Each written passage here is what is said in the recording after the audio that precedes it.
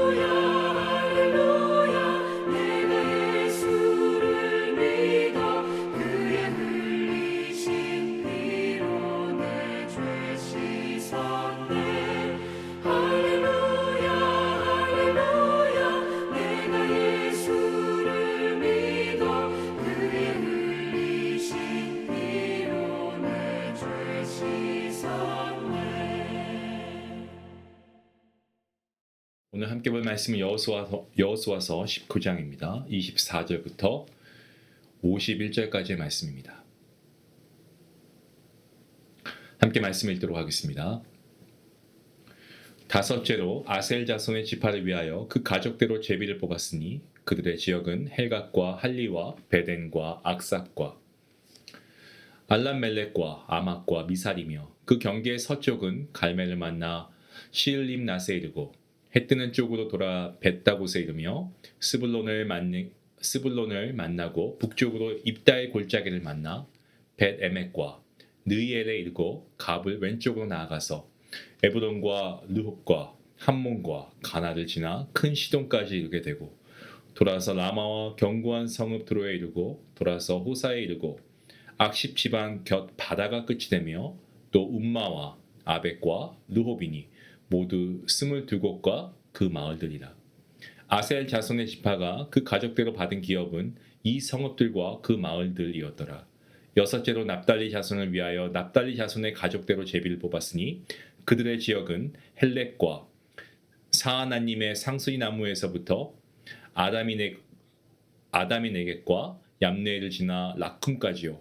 그 끝은 요단이며 서쪽에서 돌아 아스도따볼에 이르고 그곳에서부터 훅곡으로 나아가 남쪽은 스불론에 이르고 서쪽은 아셀에 이르며 해 뜨는 쪽은 요단에서 유다에 이르고 그 견고한 성읍들은 시팀과 세르와 함막과 락각과 긴네렛과 아다마와 라마와 하솔과 게데스와 에들레이와 엔하솔과 이동과 믹다렐과 호렘과 베다낙과 베세메스니 모두 19성읍과 그 마을들이라. 납달리 자손의 지파가 그 가족대로 받은 기업은 이 성읍들과 그 마을들이었더라. 일곱째로 단 자손의 지파를 위하여 그들의 가족대로 제비를 뽑았으니 그들의 기업의 지역은 소라와 에스다올과 이르세메스와 사알라빈과 아얄론과 이들라와 엘론과 딥니와 에그론과 엘드게와 기쁘돈과 바알락과 여훗과 브레브락과 가드림몬과 메알곤과 락곤과 요빠 맞은편 경계까지라. 그런데 그 단 자손의 경계는 더욱 확장되었으니 이는 단 자손이 올라가서 레셈과 싸워 그것을 점령하여 칼날로 치고 그것을 차지하여 거기 거주하였습니다. 그들의 조상 단의 이름을 따라서 레셈을 단이라 하였더라. 단 자손의 지파가 그에 딸린 가족대로 받은 기업은 이 성읍들과 그들의 마을들이었더라. 이스라엘 자손이 그들의 경계를 따라서 기업의 땅 나누기를 마치고 자기들 중에서 눈의 아들 여호수아에게 기업을 주었으니 곧 여호와의 명령대로 여호수아가 요구한 성읍 에브라임 산지 딥나세라를 주매 여호수아가 그 성읍을 건설하고 거기 거주하였더라. 제사장 엘르아살과 눈의 아들 여호수아와 이스라엘 자손의 지파의 족장들이 실로에 있는 회막 문 여호와 앞에서 제비 뽑아 나는 기업이 이러하니라. 이에 땅 나누는 일을 마쳤더라. 아멘.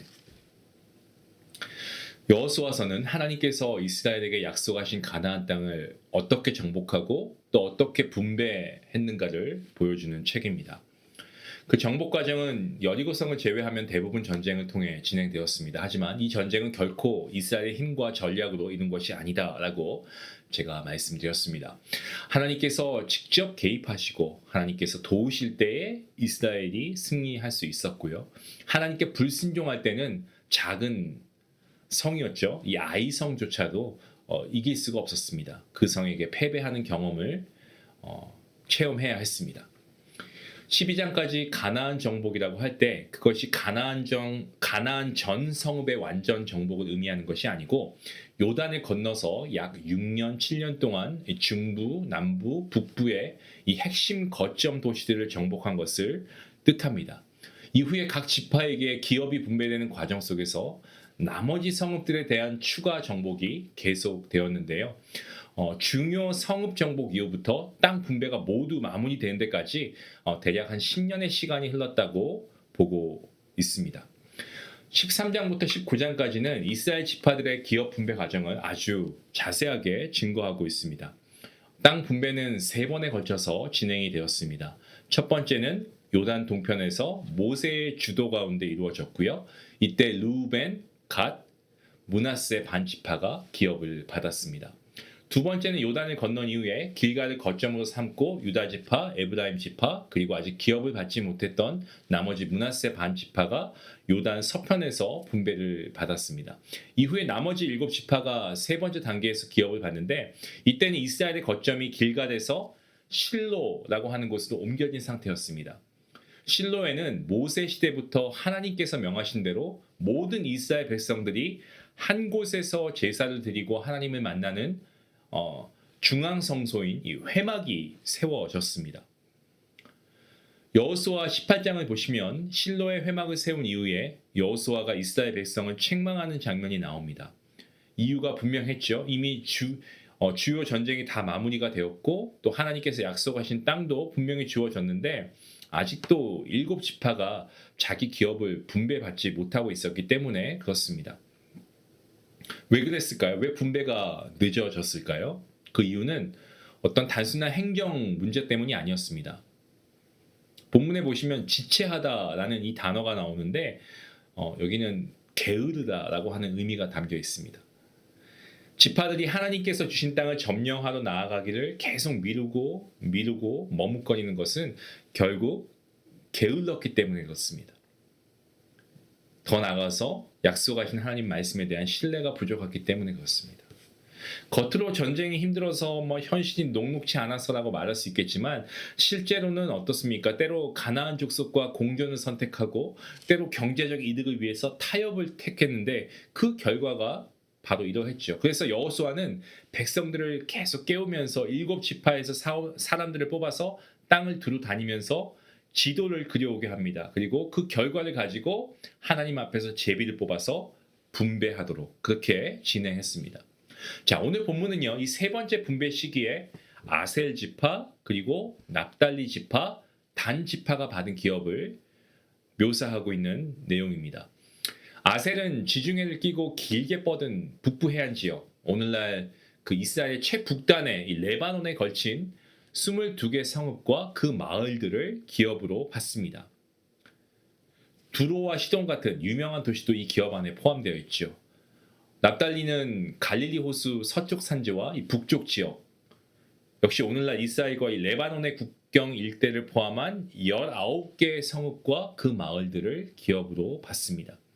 이 지역은 이후 이사야가 흑암에 앉은 백성이 큰 빛을 보게 될 갈릴리로 예언했던 바로 그 땅입니다. 단지파는 북부가 아니고 예루살렘과 비슷한 위도의 중부 서쪽, 지금의 이스라엘 도시인 이 텔아비브, 그리고 요바가 있는 지중해 연안 근처에 비교적 작은 기업을 받았습니다. 단은 받은 땅이 협소하고 또 주변 강한 족속들 때문에 압박을 받으니까 북쪽으로 올라가서 이 레셈을 정복하고 그곳 이름을 단이라고 바꾸어서 새로운 거점을 삼습니다. 이후에 단에서부터 브엘세바까지라는 표현은 이스라엘 영토 전체를 가리키는 말이 됩니다. 자, 모든 지파의 분배가 끝났습니다. 그러니까 마지막으로 이스라엘은 여호수아에게도 기업을 줍니다. 이게 특별한 대우인가라고 생각할 수 있는데 특별 대우가 아니고 하나님의 명령에 따른 것이었습니다. 여호수아가 요구한 곳은 평탄하고 어떤 비옥한 땅이 아니었고 에브라임 산지의 딥낫세라라고 하는 산지였습니다. 그는 그곳을 받아서 직접 성읍을 건설하고 그곳에 거주했습니다. 근데 여호수아가 어떤 사람입니까, 여러분?